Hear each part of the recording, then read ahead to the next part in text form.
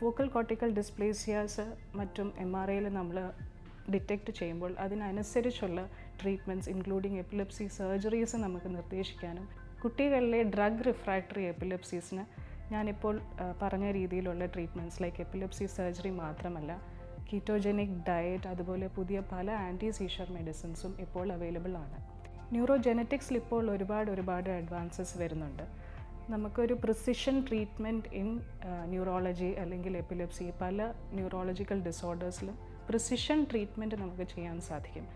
അത് കുട്ടിയിലെ genetical disorders അല്ലെങ്കിൽ ജീൻസിൽ എന്താണ് പ്രശ്നമെന്ന് കണ്ടുപിടിച്ച് അതിനനുസരിച്ചുള്ള ടൈലേർഡ് ട്രീറ്റ്മെൻറ്റ് കൊടുക്കുന്നതിനെയാണ് പ്രിസിഷൻ ട്രീറ്റ്മെൻറ്റ് എന്ന് പറയുന്നത്. കുട്ടികളിലെ ഡ്രഗ് റിഫ്രാക്ടറി എപ്പിലെപ്സീസ്, അതായത് മരുന്നുകൾ കൊണ്ട് കൺട്രോൾ അല്ലാത്ത അപസ്മാരമുള്ള കുട്ടികളിൽ പ്രോപ്പറായിട്ടുള്ളൊരു പീഡിയാട്രിക് ന്യൂറോളജി ഇവാലുവേഷൻ തേടേണ്ടത് ആവശ്യമാണ്.